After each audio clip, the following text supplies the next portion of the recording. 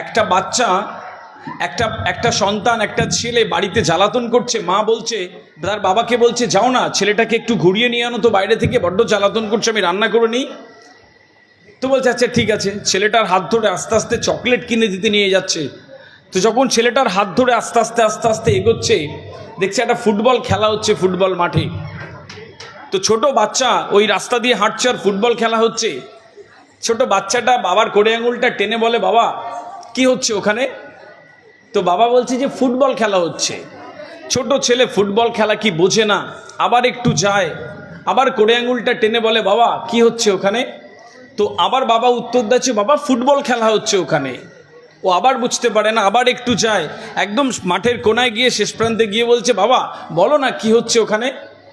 তো বাবা বলছে যে বাবা ওখানে ফুটবল খেলা হচ্ছে। ছোট ছেলেদের প্রশ্ন থাকে কেন? তো বলছে বাবা ফুটবল খেলা কি? তো বলছে ফুটবল খেলা দেখো এই যে বল এইদিকে দিচ্ছে ওইদিকে দিচ্ছে। বলছে বাবা কেন দিচ্ছে? তো বলছে গোল করবে তাই। তো বলছে বাবা গোল কেন করবে? তো এত কিছু যখন বাবাকে বলছে, বাবা উত্তর না দিতে পেরে বলছে বাবা আসলে ওটা লাথি মারছে, বলে লাথি মারছে। তো বলছে বাবা লাথি মারছে কেন? বলছে বাবা লাথি মারছে কেন? তারপরে বাবা বলছে বাবা ওই বলটা ফাঁপা তাই লাথি মারছে।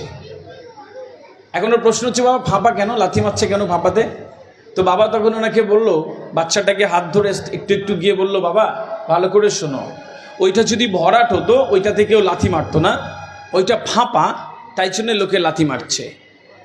তো তুমি যখন আস্তে আস্তে পড়াশোনা করবে, আস্তে আস্তে ভরাট মানুষ হবে, ভালো মানুষ হবে, তোমার মধ্যে অনেক জ্ঞান বুদ্ধি থাকবে, বিচার বুদ্ধি থাকবে, ভালো চাকরি করবে, সফল হবে, তখন তোমাকে কেউ লাথি মারতে পারবে না। এইটা ব্যতীত তুমি যদি বড় হয়ে ওঠো তাহলে মানুষ তোমাকে লাথি মারবে, একবার ওই দিক দিয়ে লাথি মারবে ওই দিকে যাবে, একবার ওই দিক দিয়ে লাথি মারবে ওই দিকে যাবে। এ রাজনৈতিক নেতা ব্যবহার করবে, ওই নেতা ব্যবহার করে চলে যাবে, কিন্তু নিজের একটা সুস্থ জীবন তৈরি করার জন্য তোমাকে ফাঁপা হলে চলবে না। মোরাল অফ দ্য স্টোরি তাই আমরা বেশিরভাগ মানুষ ফাঁপা হয়ে বেড়ে উঠি।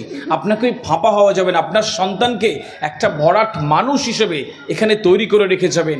শেষ করে একটা কথা বলি, আমরা অনেকেই এটা বলি যে গ্রাজুয়েশন করি, মাস্টার ডিগ্রি করি, করার পরে বলি চাকরি নেই, করার পরে বলি বিজনেস নেই, কিচ্ছু নেই।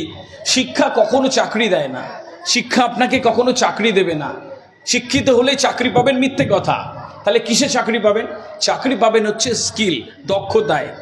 শিক্ষা একটি সুশিক্ষিত জনগোষ্ঠী তৈরি করে, একটি সভ্যতার বিবর্তনের সাক্ষী রাখে, আর স্কিল দক্ষতা আপনাকে চাকরি দেয়। যারা টিচার হয় বিএড করে আসে, স্কিল শিখে আসে কিভাবে পড়াতে হয়। আপনি ড্রাইভিং শিখলে ড্রাইভারের চাকরি পেতে পারবেন, ট্যালি শিখবেন ব্যাংক আপনাকে ডেকে নেবে, অনেক ভালো মেকআপ আর্টিস্ট হবেন, বিরাট বলিউড ইন্ডাস্ট্রি আপনাকে ডেকে নেবে।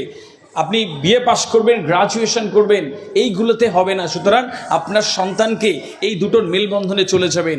আর যে পৃথিবী আসছে সেই পৃথিবীও স্মার্ট একটা পৃথিবী। আপনার সন্তানের তাকানো, কথা বলা, দাঁড়ানো, স্মার্টনেস, হাঁটা চলা, তার অ্যাটিটিউড এত সুন্দর হবে, এত সুন্দর হবে, এত সুন্দর হবে যে পৃথিবী তাকে জায়গা করে দেবে। এভাবে সন্তানটাকে একটু একটু বড় করে তুলবেন। তারপর একটা সময় দেখবেন তার বিরাট সাফল্য আপনার একটা বিরাট বড় সিনা তানকে বসিয়ে রাখছে এবং আপনাকে অনেক গর্বিত করছে। ছোট্ট একটা জীবন, এটাতে হেলায় নষ্ট না করি। The only preparation for tomorrow is right.